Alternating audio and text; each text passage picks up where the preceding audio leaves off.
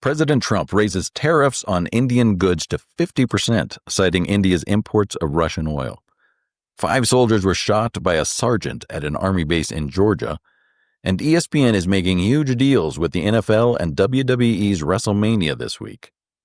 Those stories and so much more in today's episode of the Flyover Podcast. First, though, today's tricky trivia question: which island nation has bats as its only native land mammals? If you know this one off the top of your head, I am guessing we did not take any of the same classes in school. We will have the answer for you at the end of this episode.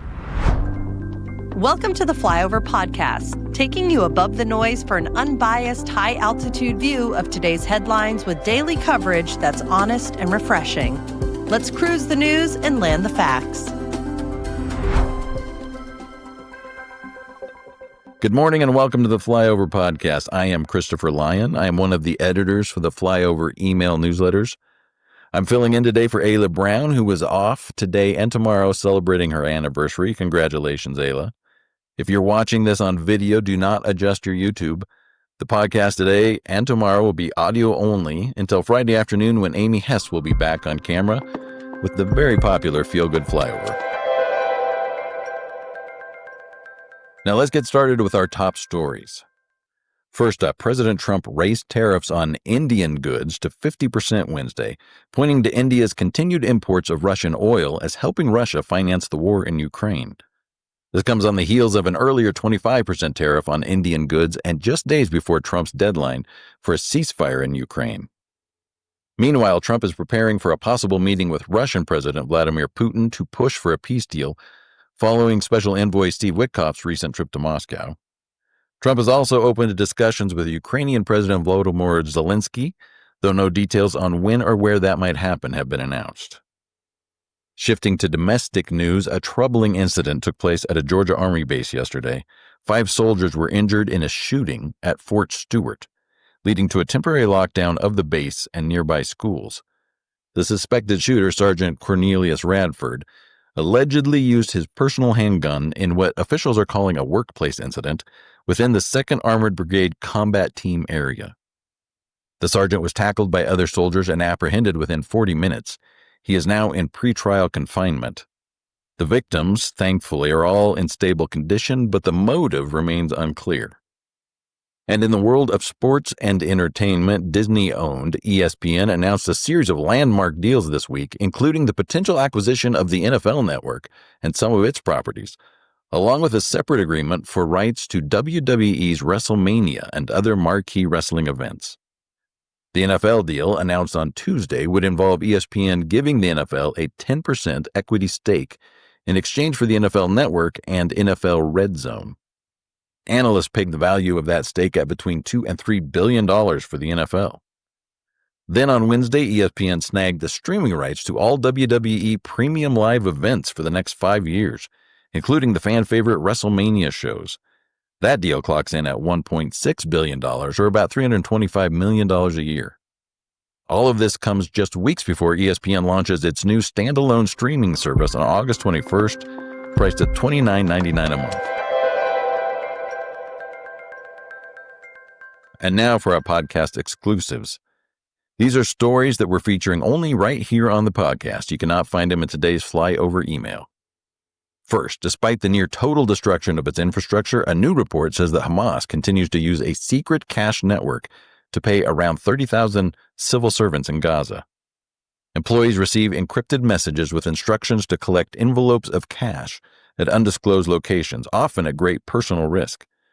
Salaries are a fraction of pre-war levels, about $300 every 10 weeks, and delivered in worn-out banknotes. The group is believed to have stockpiled some $700 million in tunnels prior to the war, but mounting resentment is growing among Gazans over uneven aid distribution and deteriorating living conditions. Next, Health Secretary Robert F. Kennedy Jr. has canceled 22 federally funded vaccine projects totaling $500 million, halting the development of mRNA-based shots for COVID-19, flu, and other respiratory illnesses. The move ends contracts with companies like Pfizer and Moderna and shifts federal support toward alternative vaccine platforms, including whole virus and so-called universal vaccines. Kennedy said the new strategy aims to produce broader, more stable protection as viruses evolve. Other uses of mRNA technology within health and human services will not be affected. And finally, a study of 44,000 older adults in Sweden found that those who lived past 100 tended to have stable, moderate levels of blood markers like glucose, creatinine, and uric acid starting in their 60s. Centenarians rarely showed extreme highs or lows of these markers, suggesting steady metabolic health may be key to exceptional longevity. Researchers say genetics and lifestyle likely both play a role as well. And now to politics. Senator Marsha Blackburn announced on Wednesday that she's running for governor of Tennessee in 2026. She's positioning herself as a pro-Trump conservative, and if she's successful, she could become the state's first female governor. Also, President Trump threatened Tuesday to place Washington, D.C. under federal control due to rising youth violence. This follows an assault on a 19-year-old former DOJ staffer known online as Big Balls during a weekend carjacking attempt by teenagers. Meanwhile, the White House has ended a policy requiring federal employees to email weekly updates listing 5 things they accomplished that week. This was a system introduced by Elon Musk when he was the head of DOJ. We'd like to tell you about a special opportunity right now. The Flyover is more than just a media brand. It's a movement to restore trust in journalism. With over 2.6 million readers and climbing, we're showing that there's growing demand for news that's clear, honest, and grounded in middle America, not Manhattan boardrooms. You already know what sets us apart. You've tuned in, read along, and shared our stories. Now, for the first time, you can invest in the very platform you've helped to build. Unlike most early-stage media ventures, we're not running on promises. We're already pulling in more than $500,000 a month. That's not a pitch. That's our proof. And we're just getting started with bold plans for growth, new product lines, and strategic partnerships. This isn't another tech play or corporate media deal. It's grassroots, reader-backed, built from the ground up for people who want better news and a better country. Help shape the future of media. Invest where truth matters and where you have a stake in the story.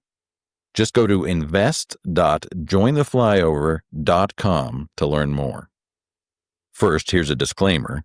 In making an investment decision, investors must rely on their own examination of the issuer and terms of offering, including the merits and risks involved. The Flyover has filed a Form C with the Securities and Exchange Commission in connection with its offering, a copy of which may be obtained at invest.jointheflyover.com. And now for some sports items. The NFL has officially banned the use of smelling salts during games as they can mask concussion symptoms. Pitcher Nathan Eovaldi is on a serious run with the Texas Rangers, holding a 1.3 ERA through 19 starts. That's the 5th lowest in Major League Baseball history. In golf, the PGA Tour's postseason kicks off today with the FedEx St. Jude Championship in Tennessee. And this one is fun. The mascot for the Seattle Kraken ice hockey team, which is a blue-haired sea troll, was chased by an actual grizzly in a river during a promo shoot in Canada. You can find a link to the dramatic and ridiculous video in the show notes below. I highly recommend it. Now let's check the markets for yesterday. The Nasdaq closed up 1.21%. The S&P 500 rose 0.73%. The Dow Jones Industrial Average gained 0.18%. Bitcoin crept up a little more to $115,229. And gold rose again, this time 1.5% to $3,432.70. Yesterday's big stock move was Shopify, the online sales platform. Shares surged 22% on strong second quarter revenue, as executives said an expected tariff hit just did not materialize.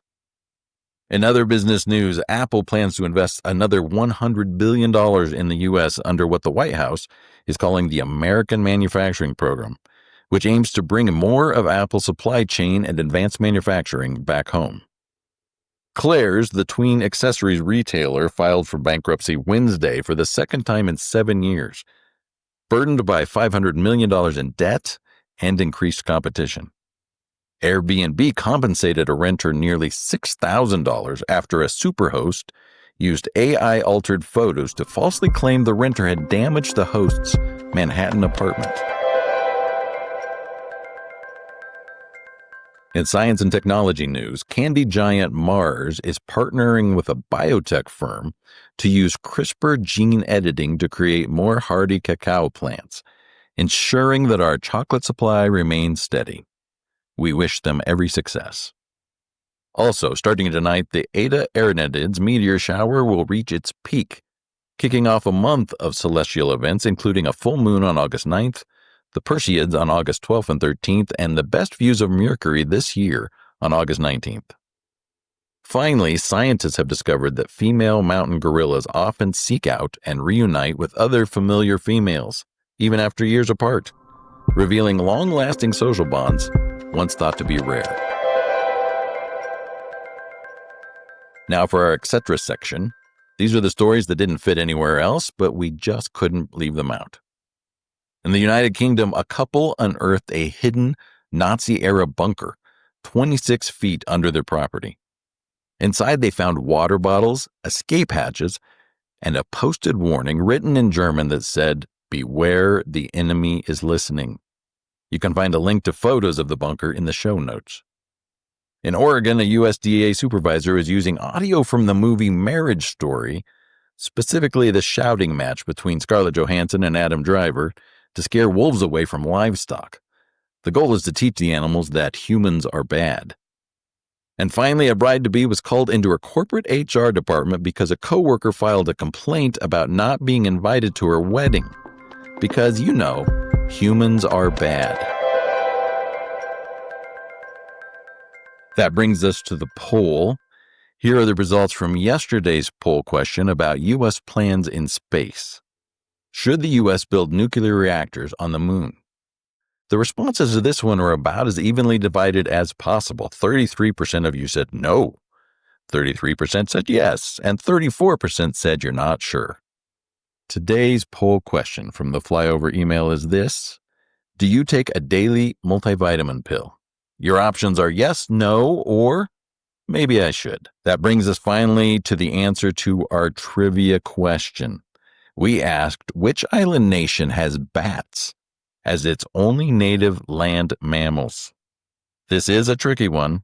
Kudos to you if you knew the answer, which is New Zealand. The only living land animals native to New Zealand are the long-tailed bat and the lesser short-tailed bat. I dare you to try to bring that up in conversation with someone today. That's all for today's Flyover Podcast. Thank you for flying with us today. We know you have a choice in news podcasts, and we're glad you chose ours. Remember to subscribe, give us all the stars, and tell everyone in your friend group about us. We'll be back tomorrow with more headlines. Have a great one.